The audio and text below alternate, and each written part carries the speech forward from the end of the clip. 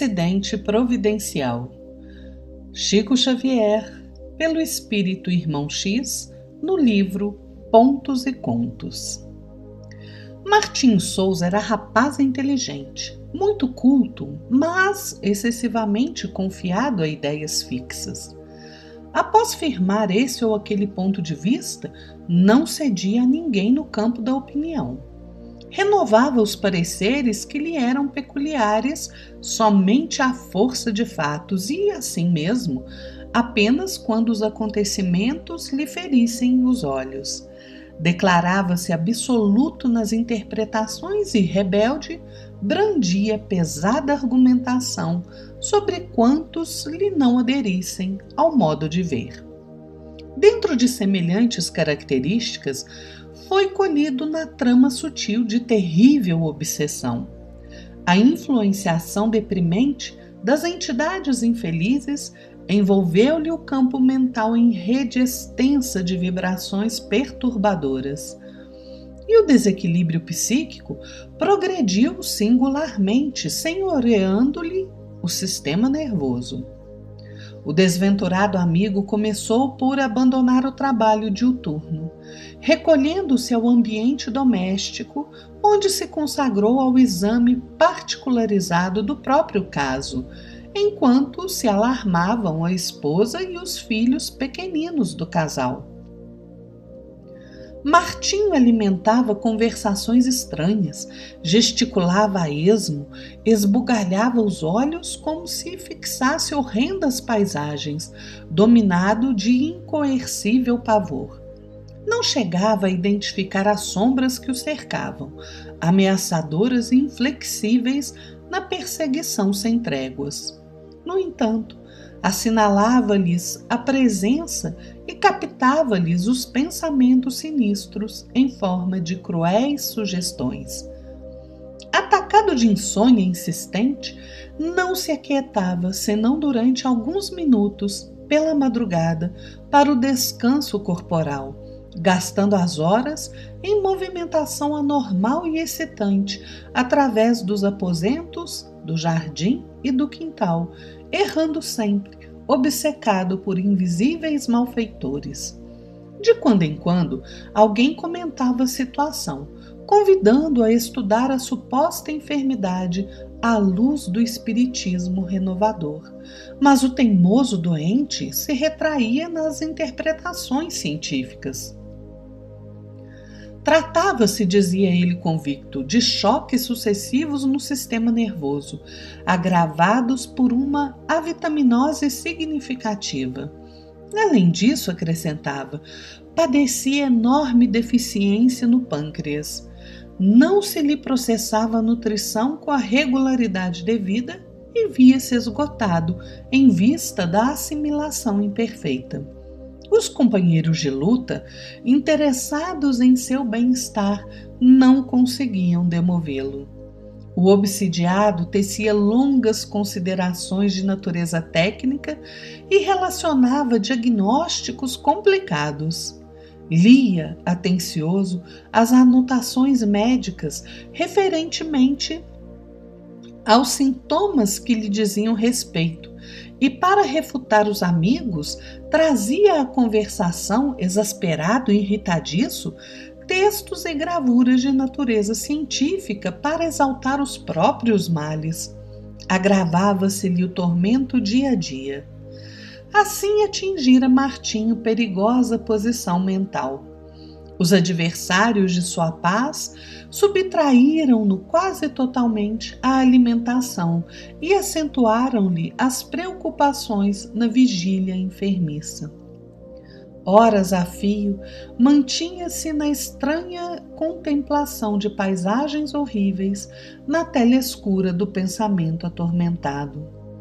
Piorando-se-lhe a situação, os benfeitores espirituais que por ele se interessavam multiplicaram recursos de salvação, mobilizando novos colaboradores encarnados de maneira indireta, que passaram a visitar o enfermo por verdadeiros emissários da solução indispensável. Eram portadores de consolação, remédio, esclarecimento e luz. Entretanto, o doente não se abria ao socorro que se lhe dispensava. Bastaria escutar calmamente a leitura de algumas páginas espiritualizantes e encontraria em si mesmo o recurso à reação. Todavia, negava-se ele, impaciente e menos delicado. Influências de ordem psíquica? Indagava exaltado aos visitantes. É rematada a maluquice de vocês. Sou vítima de exaustão geral por falta de suprimento vitaminoso adequado. Estou arrasado. Tenho o fígado apático, os rins intoxicados e os intestinos inertes. E estendendo o braço magríssimo na direção de um velhinho prestimoso que o visitava com frequência, exclamava estentórico: "E o senhor, seu Luís, ainda me vem falar de atuação do outro mundo? Não será ironia de sua parte?" Silenciavam os circunstantes, desapontados. Luís Vilela, o ancião citado nominalmente pelo enfermo, traduzindo o pensamento de abnegados mentores invisíveis, retrucava sem irritação: "Deveria você, Martinho, acalmar-se convenientemente para o exame das necessidades próprias. Como julgar com tanto rigor princípios edificantes e curativos que você absolutamente não conhece? Não devemos condenar sem base firme. Não sabe a quantos distúrbios pode ser conduzido um homem sob perseguições ocultas. Sei que o seu estado de agora impede a leitura meditada.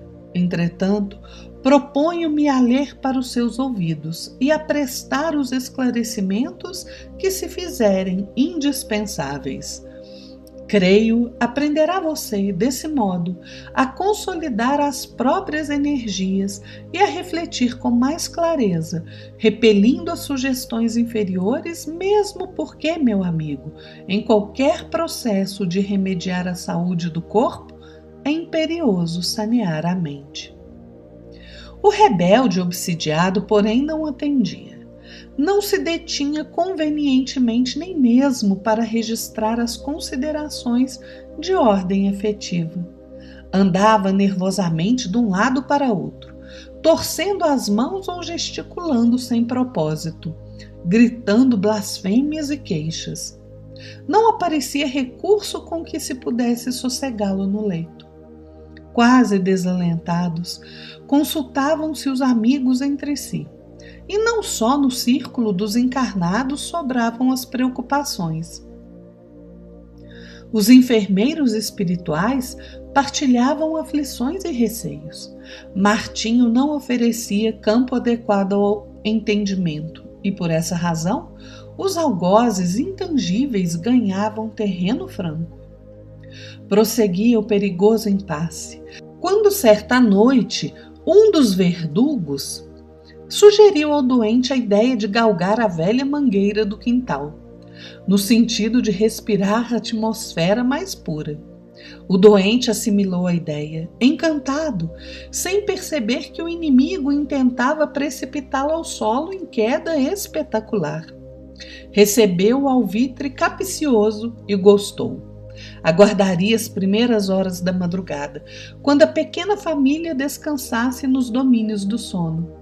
Procuraria o ar rarefeito na copa da árvore antiga.